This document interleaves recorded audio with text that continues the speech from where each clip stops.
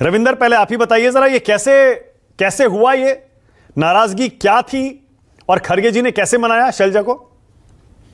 जी नमस्कार। देखिए, ये नाराजगी मानक भाई शुरुआत इसी की तभी से हुई जब पार्टी ने टिकटों का बंटवारा किया। और खास तौर पर जो आखिरी 2 दिन 2 टिकटें थी वो बड़ी महत्वपूर्ण थी कुमारी शैलजा के लिए। एक तो नारनौंद की सीट थी, एक उकलाना की। और इन नारनौंद की सीट के बारे में तो कुमारी शैलजा ने एक सार्वजनिक सभा में घोषणा कर दी थी अपने एक बहुत नजदीकी व्यक्ति को टिकट देने की। लेकिन उसके बाद पूरी देर रात तक बैठक चली और आखिरी दिन जब 12 तारीख नॉमिनेशन का अंतिम दिन था, उस दिन जाके टिकटों की घोषणा हुई। और उस दिन भी दोनों टिकटें जो थी, उकलाना से तो शैलजा खुद अपने लिए टिकट मांग रही थी, या फिर अगर खुद ना मिले तो उनका भतीजा है चंद्रहास, उनके लिए टिकट मांग रही थी। और वो दोनों टिकटें उनको नहीं मिली। नरेश सेलवाल पुराने विधायक रहे हैं उन, और हुड्डा के खेमे के हैं, तो उनको टिकट दी गई।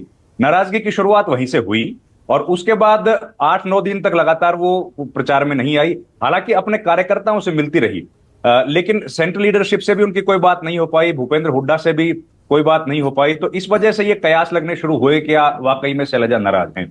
शैलजा नाराज यकीनन है। उन्होंने आज भी जो एक प्रोग्राम था उसमें ये तो कहा नहीं कि मैं नाराज नहीं हूं, लेकिन उन्होंने ये जरूर कहा कि सेंट्रल लीडरशिप से मेरी कोई नाराजगी नहीं है और उनके साथ हम लोग मिलकर काम करेंगे। लेकिन तंज कसते हुए उन्होंने जो प्रदेश नेतृत्व है उसके बारे में जरूर कहा। और देखिए, आज से नहीं है, जब किरण चौधरी भी हरियाणा में थी और रणदीप भी थे, तब से लेके लगातार जो दीपक बाबरिया प्रदेश के प्रभारी हैं या प्रदेश अध्यक्ष हैं, उनके साथ इस पूरे ग्रुप की मुलाकात, मीटिंग, बातचीत बिल्कुल हो नहीं रही है। और ये लोग एक अलग तरह से पॉलिटिक्स करते हैं। दीपक बाबरिया और भूपेंद्र हुड्डा ग्रुप अलग तरीके से राजनीति करता रहा। तो ये कई दिन का अकोमुलेशन था और मुझे लगता है ये एक पीक टाइम था जब शैलजा इस बात को और मजबूत तरीके से पार्टी आलाकमान के सामने या जनता के सामने निर्धारित कर सकती थी, और उस वैसा उन्होंने किया। और आज जब देखिए केंद्रीय नेतृत्व आया तभी जाके मामला सुलझा है, उसके पहले तक तो उन्होंने कुछ नहीं कहा। खरगे जी को आप भी जानते हैं रविंदर, खरगे जी की छवि देश के बड़े दलित सम्मानित चेहरों में होती है और ये दलित समाज से आती हैं कुमारी शैलजा भी। तो क्या राहुल गांधी ने, गांधी परिवार ने खरगे जी को बाकायदा कहा कि आप ही अब इंटरवीन करिए और इस मामले को सुलझाइए? क्या भूपेंद्र सिंह हुड्डा ने कहा था खरगे जी से कि आप आइए और इसको सुलझाइए? देखिए मानक भाई, नाराजगी थी, लेकिन नाराजगी उतनी ज्यादा नहीं दिख रही थी जितनी कि टेलीविजन चैनल्स में हम लोग देख रहे थे या अखबारों में हम लोग पढ़ रहे थे। नाराजगी तो थी, लेकिन देखिए शैलजा जिस तरह भाई नहीं, देखिए रविंदर, अगर प्रचार में इतना बड़ा नेता ना उतरे ना इतने इंपॉर्टेंट चुनाव में, तो मान लेना चाहिए नाराजगी तो बड़ी है, छोटी मोटी नहीं है। चलिए, बड़ी नाराजगी थी, आपकी बात सही है, हम लोग इसके आगे बढ़ते हैं। नाराजगी उनकी थी और नाराजगी को मैनेज करने के लिए सेंट्रल लीडरशिप के बिना कोई रास्ता था नहीं, क्योंकि इसके पहले भी जो भी घटनाक्रम हुआ है, ये पहली बार नाराजगी हुई ऐसा नहीं है। इसके पहले भी ऐसा हुआ, जब शैलजा ने अपनी यात्रा की घोषणा की थी तब भी दीपक बाबरिया ने उस पर विरोध प्रकट किया था और एक चिट्ठी लिखी थी, और वो सेंट्रल पार्टी के इंटरवेंशन के बाद वह यात्रा रिज्यूम हुई थी। उसके बाद इन्होंने जो यात्रा की वो शहरी इलाकों में की, भूपेंद्र हुड्डा ने ग्रामीण इलाकों में यात्रा की। तो ये नाराजगी तो मानक भाई इनकी बहुत पहले से चल रही है और अब वो सतह पर आ गई क्योंकि चुनाव बहुत नजदीक आ गया। और ऐसे में एक जो बयान आया वो देखिए, हम लोगों ने भी देखा वो बयान किस तरह का था। उसमें कांग्रेस पार्टी का एक बड़ा डिलेड रिस्पॉन्स था जिसकी रिक्वायरमेंट थी नहीं। कांग्रेस एक बड़ी पार्टी है, कोई ना कोई विद्रोही साहब जैसा वरिष्ठ प्रवक्ता उसका बयान का खंडन कर सकता था, लेकिन भूपेंद्र हुड्डा ने उस बयान का खंडन तो किया लेकिन थोड़ा सा डिलेड रिस्पॉन्स दिया। मुझे लगता है वो अगर थोड़ा सा जल्दी किया जाता।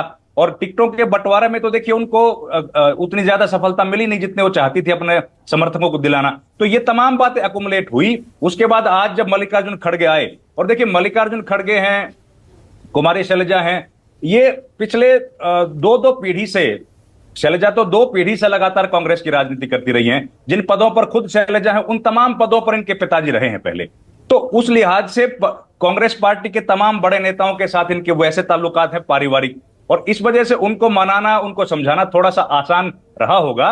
और वही काम किया है, मल्लिकार्जुन खड़गे आ गए और उनको इसी बात का इंतजार था कि कम से कम एक सेंट्रल लीडरशिप ऐसी कोई नेता आए जिनके साथ बातचीत करके हम लोग अपनी बात को मना सकें या कह सकें। और मुख्यमंत्री के पद की दावेदारी सबसे बड़ा बोन ऑफ कंटेंशन है, उस पर तो अभी तक कोई विवाद नहीं, उस पर तो कोई समझौता हुआ नहीं है। उस पर तो आज भी वो कह रही हैं कि मुख्यमंत्री तो कोई भी बन सकता है। और ये बात भी है, 2004 में जब हुड्डा मुख्यमंत्री बने थे वो विधायक तो नहीं थे, वो तो सांसद ही थे।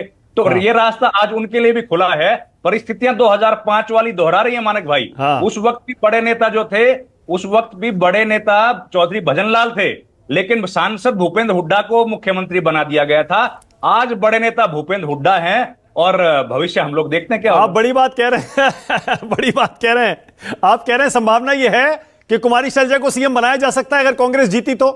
नहीं तो मानक भाई, विरोध तो उसी बात को लेके है।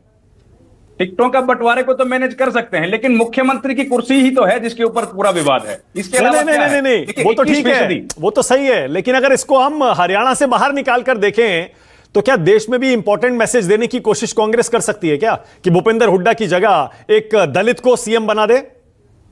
देखिए, हाईकमान कुछ भी कर सकता है, बिल्कुल ठीक कह रहे हैं पार्टी का, बाकी विद्रोही जी बताएंगे, लेकिन संदेश तो बड़ा है ही ये, अगर किसी दलित को बनाया जाए। लेकिन आज की परिस्थितियों में देखिए मानक भाई, ज्यादा विधायकों की जो संख्या है, हाँ। उसके लिहाज से तो भूपेंद्र हुड्डा ही मजबूत दिख रहे हैं। एग्जैक्टली, और हमेशा पहले जाट ही सीएम बनते आए हैं, और ऐसे में नहीं, भूपेंद्र गैर हुड्डा जाट भी दीपेंद्र CM हुड्डा ये फैसला हरियाणा- स्वीकार कर लेंगे क्या?